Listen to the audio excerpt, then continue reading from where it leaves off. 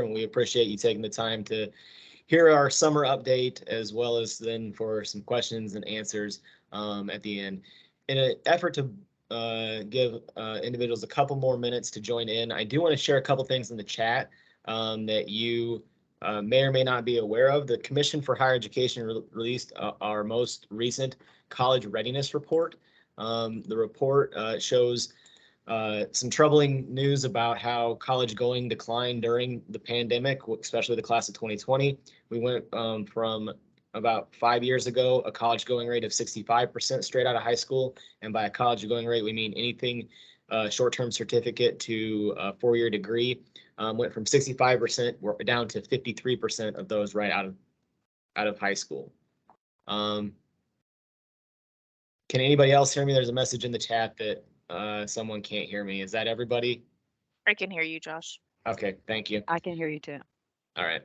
So in the chat, I just dropped the most recent report, as well as I'm dropping in there a link to our dashboard. And I think the dashboard, as much as the information in the report is interesting, the dashboard itself will allow you to look at your specific county and even down to the school corporation and school that your family or relatives may attend, and see how they're doing on specific items like college enrollment, first year success, on-time completion of a degree. So I want to share that because it's a pretty powerful tool for our partners to use.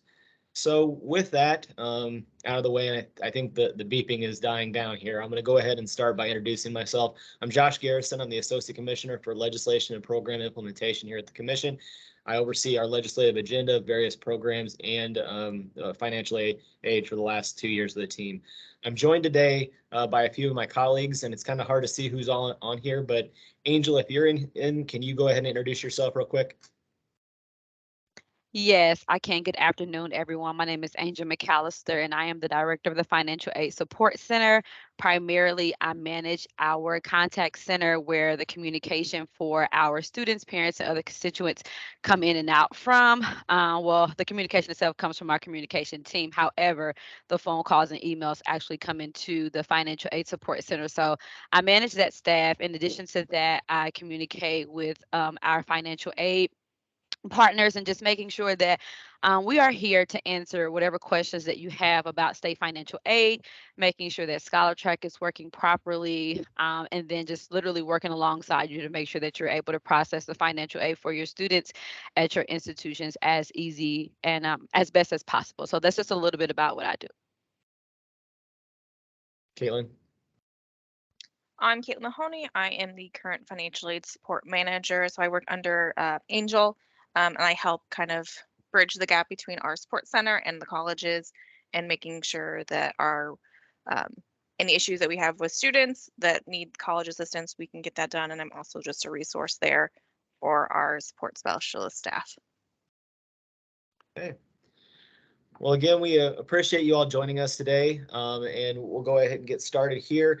We will have time at the end for questions, and as I present, if you want to go ahead and stop, either throw something in the chat, as long as it doesn't get too out of hand. I don't think it will. You're welcome to unmute yourself and interrupt me while we're going. So I'm going to go ahead and get the slideshow or the PowerPoint set up.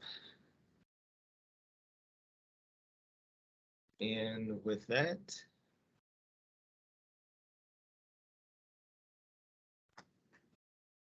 Angel, can you give me a thumbs up when you can see that?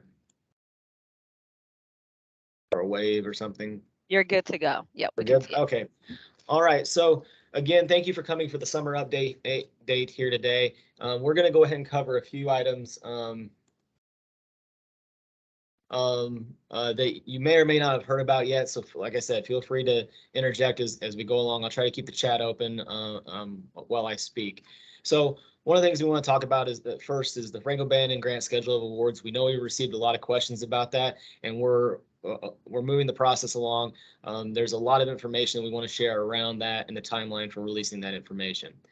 We'll also discuss award creations schedule for the 22-23 academic year, the changes from the student teaching stipends to scholarships, and then everybody's favorite, the College Scholar Success Program update. With this, I do want to provide a couple things at the outset. First, if you're one of the administrators who submits the terms for your institution, we've had some institutions who have not submitted their 22-23 terms. This makes it extremely difficult for us to test in staging and ultimately in production what it's going to look like for our awards, and it hurts our ability to actually find out if there are any issues. So as soon as you can submit those, I know that Michelle has reached out to many of the institutions. Please submit those as soon as possible. If you don't know if your institution hasn't submitted them, then they have, because we've been reaching out. You would know if you haven't submitted them. Second, one of the things, and I'm going to start at the outset, I know your government relations knows this, but as of a couple weeks ago, we have had some turnover here at the agency, and we are down IT staff. This is going to make our response when there's an IT specific issue a little bit slower until we can get a contractor in. We're working with the individuals who hopefully develop ScholarTrack to address some of the as a stopgap solution until we get a developer back on. So in the meantime, please don't break ScholarTrack if you can avoid it. But with those two on the outset, I want to talk with you today about first the Frank O'Bannon Grant schedule of awards. And for many of you, this will be high-level overview at the beginning. Some of you may not be aware of some of this, but just want to cover it. Or some of you will already be aware, but I want to cover at the beginning, and then cover some of the historical information about the Frank O'Bannon Grant. As hopefully you all know, O'Bannon is our primary need-based financial aid program with around $167 million appropriated each year, made up of, again, the Higher Education Award and the Freedom of Choice Grant. Higher Education Award going to our public and proprietary institutions, Freedom of Choice going to the ICI institutions, our nonprofits. Now, in statute, it is required that the Freedom of Choice grant at the maximum end, at least at the very top end, be double that of what the top end for the Higher Education Award is at the four-year institutions. So when I show the proposed schedule of awards, I want to talk about some slight changes at the public institutions as well that we're making, so you can understand what we're looking at doing here.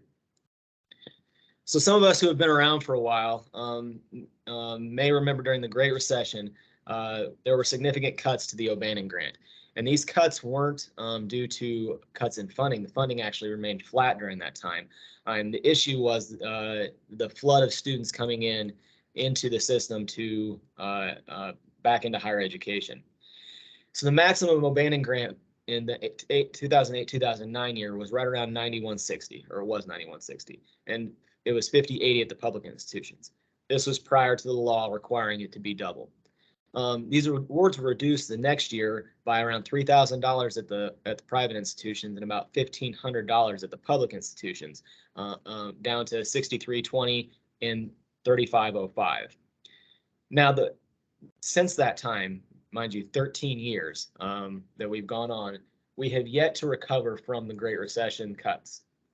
Although we've done stair-step improvement over the past decade, the current base, as you guys know, is just now $9,200. So we're talking it's $40 more than it was in 2008-2009, right? At the public institutions, it's $4,600, so it's actually less than what it was in 2008-2009. As you can see from the slide, we are down or up 0.4% in nominal dollars at the private institutions, and we're down 9.4% in nominal dollars at the public institutions. For us to adjust or account for inflation and have an award that equals the 2008-2009 year, we would have to increase the maximum amount at a private institution to $12,400, and subsequently the maximum amount at a public four-year institution to $6,200. I'm going to spoil a little bit of what I'm going to say here in a little while. This is exactly what we're proposing. We are proposing a significant increase to the O'Bannon Grant to help offset costs for our students and hopefully help you all as you advocate for enrollment. From a timeline standpoint, we'll talk about that later. We would have loved to have done this earlier in the year so you all could have marketed on that, but unfortunately, this is the timeline we're looking at now, and we'll talk about how we're able to do this and how we won't get in a situation, at least anywhere in the short term, where we have to reverse these increases. So again, you all know this, the schedule of awards. This is the current schedule of awards. This presentation has been given to legislators who don't know it and others. So I always walk them through that. There might be a few people on the call who aren't 100% aware, so I'm going to do the very high level overview on this. Again, the O'Bannon grant is awarded on need based, and it's based on your EFC bucket. We are required to give 3 different amounts in code, 1 to private institutions, 1 to public, and then a proprietary and Ivy Tech amount that has to match. We are also required to have an on-time amount for those who have completed 30 credits and a full-time amount for those who have completed 24 credits in the prior award year. So there are also incentives. Hopefully all you on the call on the webinar know this, but if not, there's a very high level overview of what you need to know to proceed. So here's kind of the bad news and why we're actually able to sustain this increase. When we looked at fall 21, we are down in enrollment pretty much across all institutions.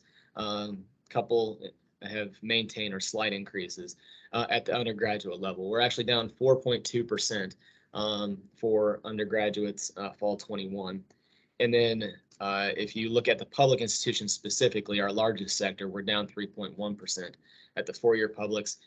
And most troubling, we're down 7.1% at our 2-year public institutions. This decline has not been felt evenly across all groups. This has predominantly hit low-income students and students of color, dependent single parents. We've seen that in the data that we have had fewer individuals who list themselves as having dependents accessing aid as well. So it has not been an even decline in enrollment. I try to make this slide as simple as possible, and I'm well aware that I failed at it, but I want to talk about what we have seen in terms of when our FAFSA deadline has been, how many FAFSAs we had, and then expenditures subsequent to that. So for fiscal year 20, which would have been academic year 19-20, the FAFSA deadline was April 15th. We did not extend it that year. We had total FAFSAs around 242,000. I didn't put 0 EFC because a lot of the population that I present this to doesn't understand 0 EFC, but the highest need students, 0 EFC, we had 83,000 of those. Our expenditures for that fiscal year were $139 million. If you follow along with each of the different fiscal years, we have tried to increase the pool to increase the amount of the spend over the course of these different years. So the first year of the pandemic, we extended the deadline out to April 27th, and you may remember we increased the O'Bannon amounts by about 5% during that year. Even though we added individuals and increased the award, we still saw a drop in expenditures due to decreased enrollments from the pandemic. We look at this fiscal year, this academic year, and even more troubling is we, to use a Hoosier term, we took the restrictor plate off and pretty much moved it to as far as we could for the FAFSA deadline, and added another 16,000 eligible FAFSA, total FAFSAs, and another 4,000 0 EFCs, and our expenditures dropped significantly again this year. Mind you, our appropriation is $167 million across each of those years, and what happens is we have carryover funds. We are looking at carrying over into fiscal, this next academic year, which would be fiscal 23, the 2022-2023 academic year, a fund balance of between $90 and $95 million. This is a significant amount of money, which will allow us to increase the awards and spend down that rollover over the course of the next couple biennium. It's a fair question to ask why we didn't increase the awards last year if we had this kind of rollover, and we faced that. What we were hoping for was a bounce back year this last year. We were hoping to see students return. We were hoping to see students who took the year off come back. We were hoping the normal enrollment cycle when it's in a recessionary period would happen, and that didn't. If you remember, fall 21, Delta hit right before we returned to campuses, and then what we were seeing in the FAFSA numbers and others about some potentially positive enrollment just never materialized. What is terrifying, and I don't use that word lightly, is what we're seeing with FAFSAs right now. as of May 20th, which is where we stopped the accepting new students to the programs, and I'll explain why here in a second. We're only at 216,000 FAFSA statewide and only 73,000 zero EFC students. We've paused right now at this point because we are working through the process of getting this approved, and we need to not have these numbers move around while we're getting approval from the various groups to get the increase. I fully anticipate that we will extend this date, but at least right now we are holding it May 20th until we see how the next few weeks play out in terms of both FAFSAs and approvals from State Budget Committee. With that, you can kind of see in on this slide what we're looking at in terms of just the spend. It has gone down every year since fiscal 2018. Fiscal 2018 is a little misleading because what happened that year is that the Franco-Bannon grant maximum at the private institutions became higher than the 21st award. So a lot of 21st students actually flipped over to Bannon that year. We corrected that the next year in code. So that's why you're going to see an artificially high year at that point. But we've had a steady decline over the last 5 fiscal years. So with that said, I kind of spoiled this earlier. We are recommending a 35% increase to the top end O'Bannon award, and that's just the top end. And we'll talk about what it looks like going down to the maximum base awards. This would bring us back, when accounted for inflation, to pre-recessionary levels for the first time in 13 years. That would make the maximum award at $12,400 and $6,200 at the public institutions. For our 2-year partners on the call, you can see on this, and I apologize that it's small. A copy of this is posted on the website as well. And Angel or Caitlin, I don't know, can people see my mouse whenever I'm moving it around? What? Are you moving it now? Oh yeah, we can see it. Mm-hmm. Okay. Yeah. All right. Cynthia, I'll call you in 1 second. Just want to point this out. So at the top end, you can see the changes here, and across the private institution amounts, it does go up by 35% at the top end. On the full time, it is not quite a 35% increase. I think it's around a 25% increase. For our public institutions here, if you remember, when we dropped off this award here by amount, oh, thanks, Cynthia. When you dropped off this amount, we were dropping the amounts at the private institutions and the public institutions by the same amount. Now, what that did is it had a disproportionate impact to the public institutions of lowering their awards further, because they were starting at half the award to begin with, and if we decrease this by 500 and this by 500, it just kept dropping lower. So what we actually did is, when we decrease the public institutions on each bucket, it only goes down by on this one 250, 500 at the private. So now the public institutions are truly, across all of these awards, half of what was at the private institutions. So if you look at the 4,200, that's like a 300% increase for students in that EFC bucket there at our public institutions. When we look at the Ivy Tech, similar situation, we've changed it a little bit. And yes, to my friends at Ivy Tech, if you have an academic honors and on time, you'll likely have more than your tuition, and I think that's a good issue to have. Hopefully they can save it for the summer for those awards. This right now has gone to our commission, and we are waiting for approval from the State Budget Committee later this month. What I anticipate is, if we see these, well, let me talk about this here real quick. You all know this already, but we have to remain within the appropriation and the rollover. If we exceed the appropriation and the rollover, we'll reduce incentives first. And then again, April 15th is now a priority FAFSA deadline. We will not be moving the deadline on a public way. It'll be first come, first serve after April 15th, and then we will move at 01. If I somehow did the math wrong and we overspend both the $167 million appropriation and the $90 million rollover, it's been nice working with you all, because I won't be back. That's not going to happen, so we don't have to worry about this, but we have these controls. So what is the, I don't have it on here. All right, well, I must have deleted the slide, so let me go ahead and just talk about what this looks like. What we anticipate right now is even with this increase is there's a chance we won't hit the actual appropriation because of the enrollment declines that we're seeing.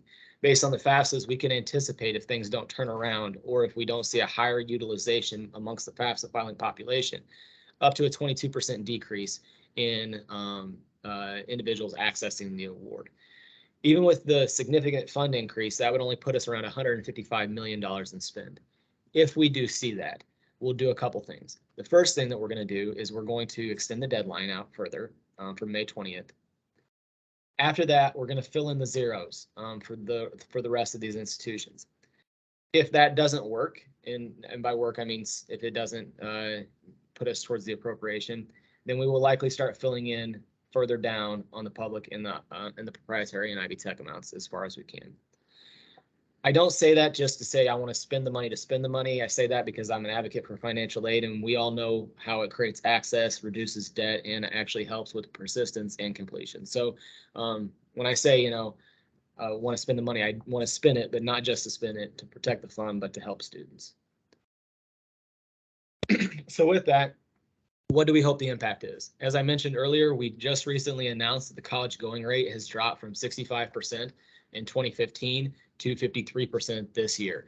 This is the fewest Hoosiers who saw post-secondary education directly out of high school in as long as we've been keeping track of it. We do hope for somewhat of a bounce back when we see the next course, but we can't the next cohort, but we can't guarantee that. I think we've all seen these enrollment declines over the last few years. Why does this matter? And I only share this because I hope that you all will help sell the importance of higher education, because we need to do that as a state, do a better job of that as a state. When you look at labor force participation rates, and what that is the number of individuals either employed or actively seeking employment. As educational attainment goes up, labor force participation rates go up. So bachelor's degree or higher, nearly 3/4 are either employed or actively seeking employment. When you get to less than high school diploma, less than 40% of individuals with just a high school diploma are either employed or actively seeking employment. And yes, this does include like the gig economy, your Uber drivers and things like that. What has been extremely troubling over when we look at this data is that it's not just the college going rate decline. Because you'll have some people go, oh, well, we're in a pretty strong economy. Individuals are going to work. But when we look at the labor force participation rates of 18 and 19-year-olds, we're actually down 3 percentage points year over year. This idea that these individuals, these students are graduating high school and going directly into the world of work is not holding weight when we look at the actual data. So what we need to do across the state is do a better job of explaining why post-secondary education is a good path, all forms of it, and make sure that if they're not doing that, that they're able to access employment of some sort. But this is a fairly troubling statistic as we move forward as a state. One of the things that I also want to point out that I think is a positive and that our four-year institutions don't get enough credit over, when adjusted for inflation over the last 5 years, this is before the current inflationary period is where we cut it off at, our public four-year institution tuition is actually down by 1% when adjusted for inflation. So institutions are doing more with less, and they're holding the cost for our students across the state. So again, for the impact, we want this to be, we want the increase to be more manageable, to make make college more manageable for students and make sure they can access it. We anticipate when you combine Pell and O'Bannon that another 13,000 Hoosier students will have their tuition and fees completely covered at a public institution. We know that at our private partners that many of them with gift aid at their institution will have their tuition and fees covered between the two. We know that for access and enrollment, there will be a small impact over the course of this summer. But some students who are sitting on the fence may make a choice. Some students who may not be able to afford or some of their unmet need will now be met and can enroll.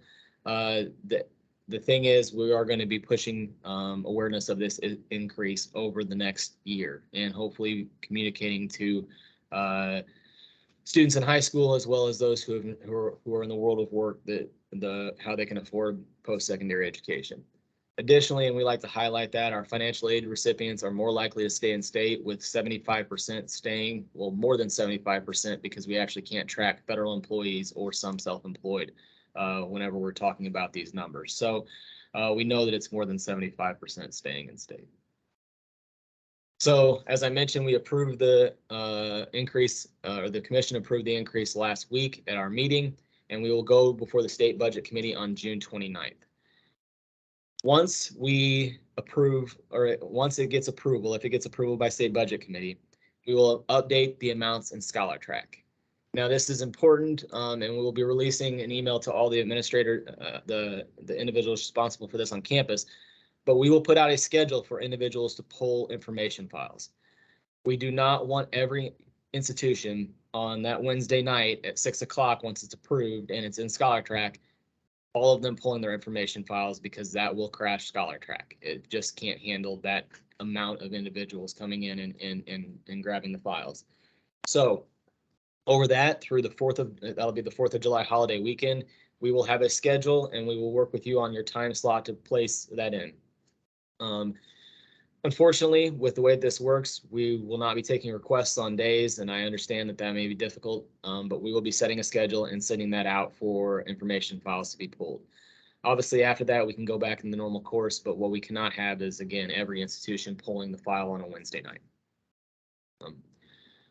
With that, I talked quickly and I talked a lot, so I'm going to stop sharing my screen for a second and ask if there are any questions before I jump back in.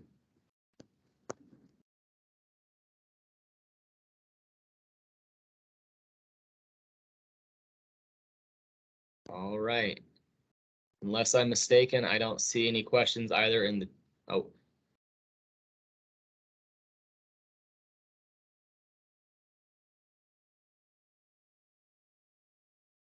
So Heather, is your question, how soon would you be able to claim, or?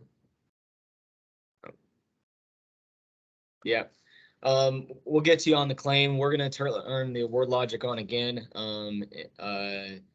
Right after the launch of that, we'll talk about we'll talk about the award creation schedule. Hopefully not too far after the 11th, you'll be able to claim. We'll try to aim before that. Again, we're dealing with two issues at this point: the file and the increase, and then the lack of IT team. So we'll get that here as soon as possible. Can we send tentative awards with these new numbers?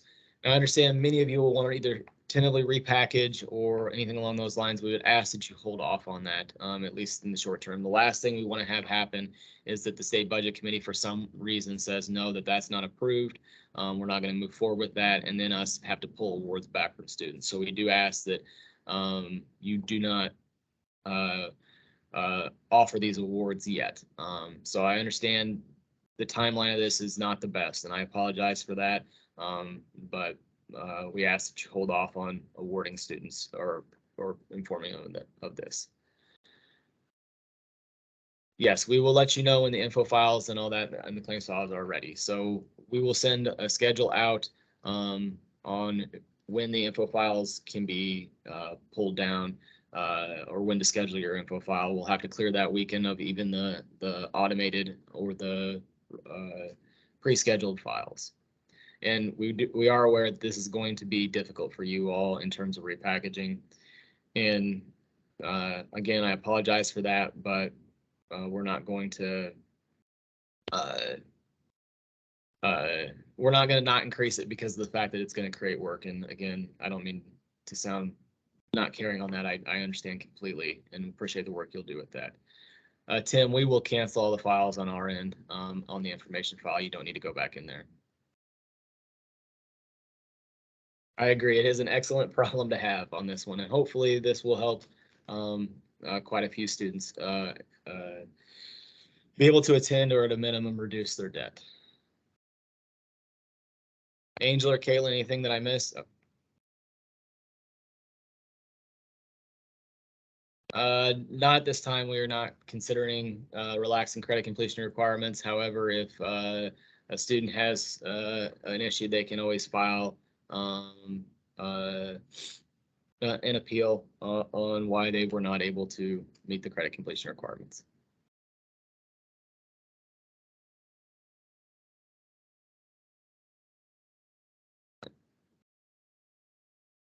All right. Anything else?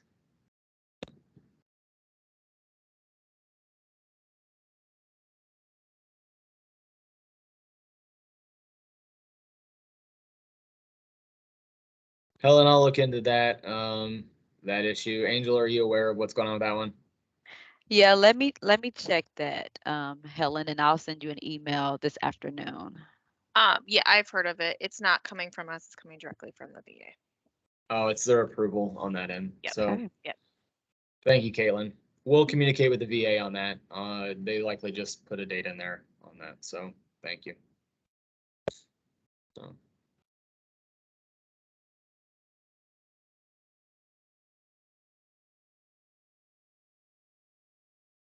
Right.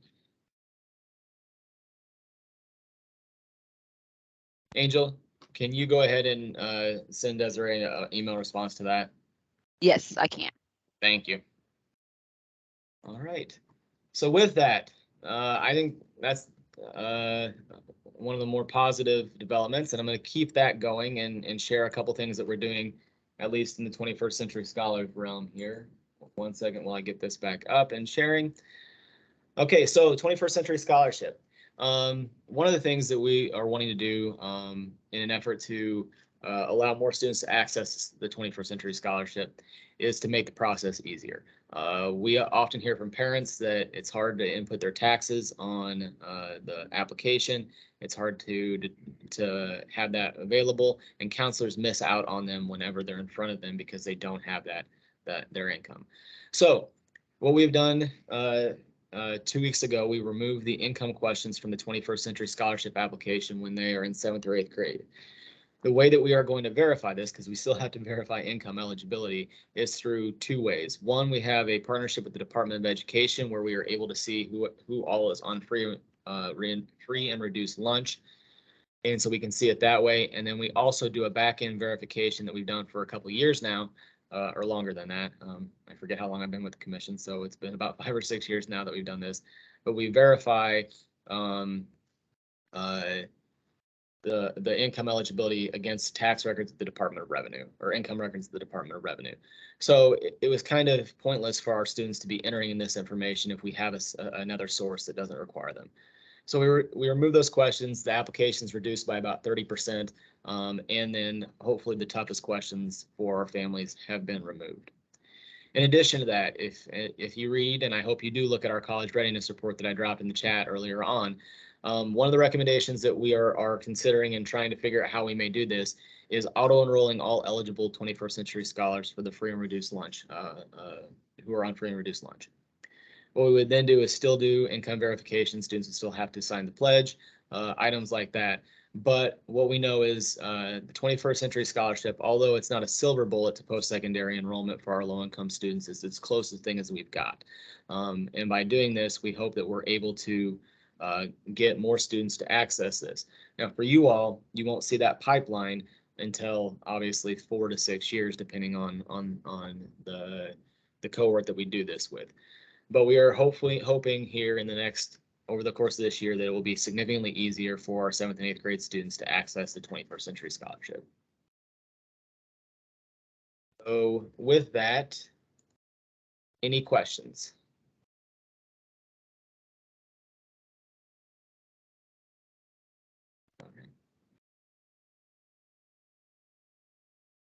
All right. So with this, and we talked about this a little bit earlier, but with award creation, you all be able to view the award amounts in ScholarTrack and on the information file once award testing is completed at the end of this month. Again, we're going to be updating the information or the Franco-Bannon amounts in the system and making things visible after that. What we really need, again, I'm going to stress this again, I said at the front end, If you have not given us your terms, please get them in as soon as possible.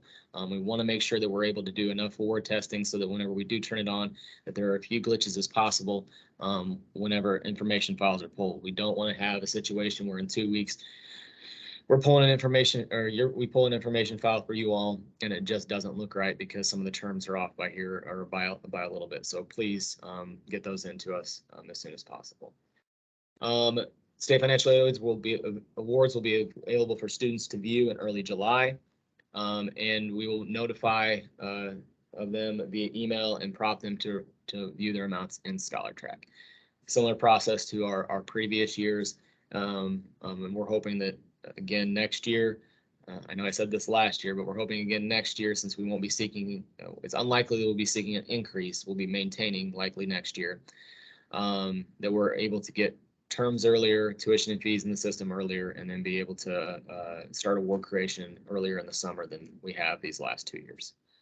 So with that, I will pause again for any quick questions around, it doesn't have to be a quick question, any questions around award creation.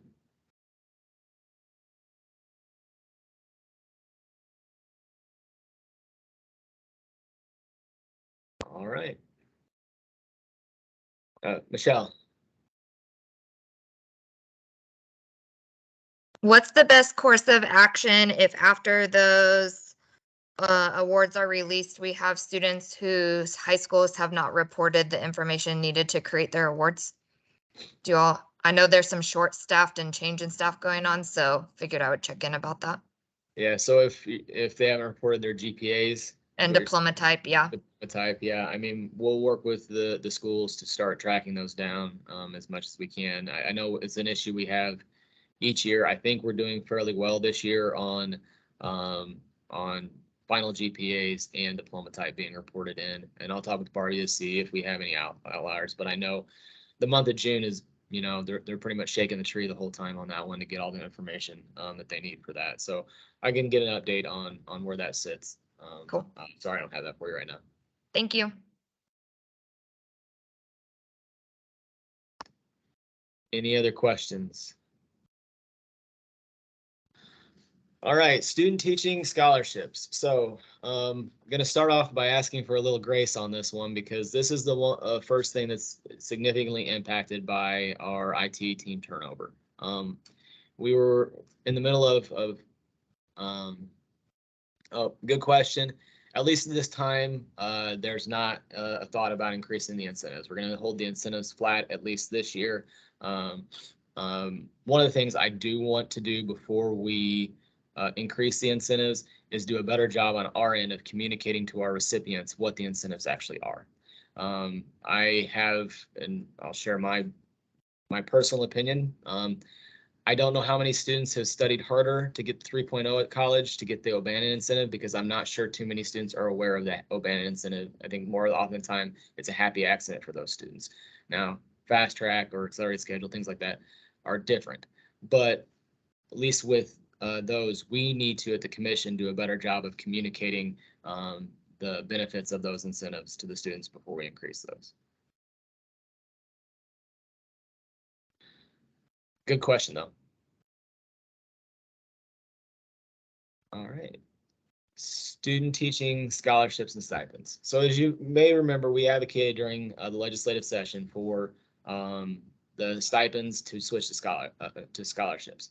Key reason behind this is because of the way that the state runs the process, that students had to become vendors in the state system. So they had to submit their W-9, they had to submit direct deposit information. It was a very onerous process for them to be approved. And many students were well into the semester, if not even in some instances at the end of the semester, before they were able to actually get a check in hand to access the funding that they were eligible for.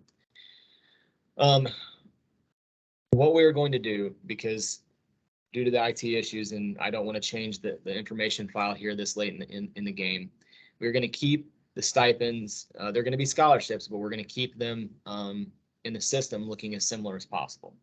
So the same process, if you approve the stipends prior, you're going to approve the scholarships in the same way. Unfortunately, because of this, this will be the first scholarship, at least in my time at the commission, that was going to be ran outside of either grads, cheds, or grads, ex-grads, or Scholar Track, and will be done on an invoicing system.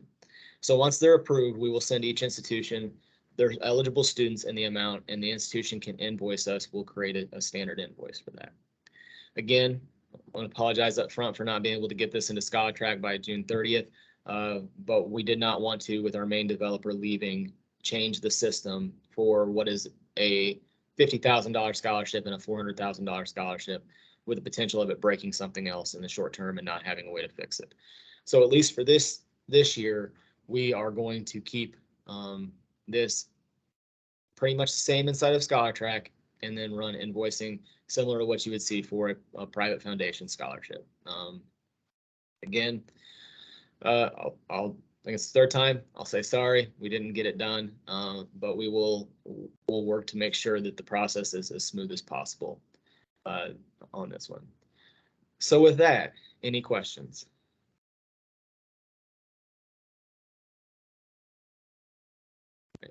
As the semester approaches, we'll release more information on how to invoice us, and how we will be sharing your eligible students with that and the amounts. One of the things we are hoping to do after the close of the fiscal year here, June 30th, is to look into where we can increase the funding, especially for the minority teaching stipend, which has only been a $50,000 appropriation. In prior years, we have transferred unused financial aid funds to increase that amount. We would like to do that, as well as we'd like to do a similar thing for the high needs stipend, because right now it's restricted to special education and STEM, and we know there are many more high needs education areas outside of those two. The one that often comes up is ELA, and we will look and seeing if we're able to do that expansion, and we will keep you all posted. All right. College Scholar Success Program. So with that, we are still at this time are required to log their activities by June 30th. It will be placed on hold if the activities are not completed by June 30th. Now, again, we are going through we'll be going through award testing here, and if anything glitches out, we will let you know on that. You can check your college SSP completion through the Excel report and Scholar Track, and we'll continue to look at the rates of CSSP completion as we enter into the academic year. The goal of Amy, I'll grab that here in a second. So the goal of the College Scholar Success Program was never to be just a checkbox. It was to actually have students do like they do at the high school level and have actively finish items that would help them in their post-secondary journey.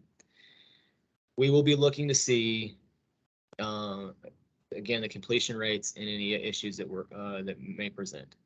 If for any reason we are again forced to either suspend or pause college SSP this year, I'm going to say now that it will not just be a one-year pause, it will be a rethink at that point, because we can't continue to do this to students and to you all each year. So if we're not seeing the numbers that we need by the start of the year, or if there's another glitch in the system, it will be a multi-year pause on college SSP. We will let you all know that around mid-July. We are still working through where the numbers are at, and we're still working on communicating those. We appreciate the work that many of our institutions have done to get this out there. I can see Michelle right now on my screen, and appreciate where Purdue is at on that on college SSP. Unfortunately, we do know that it is a tough item for a lot of students to complete, but we will continue to evaluate over the course of the next 30 days.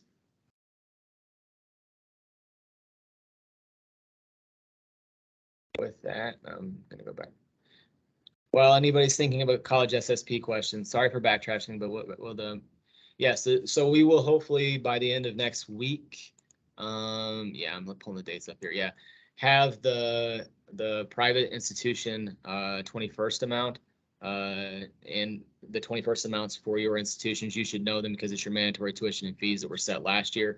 But we'll go ahead and send those out to the institutions and just so people know what they are. Again, mandatory tuition and fees for the private institutions, it's the average of our public institutions absent Ivy Tech. So we'll send that out by the 24th.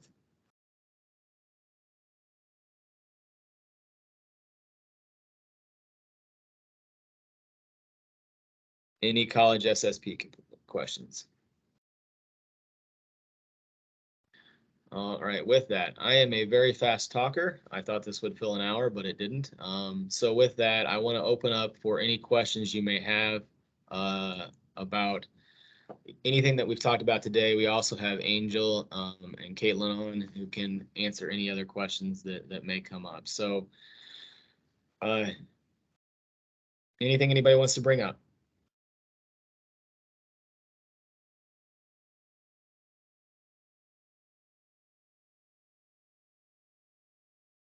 Fast talker. Can you hear me? Yes. Okay.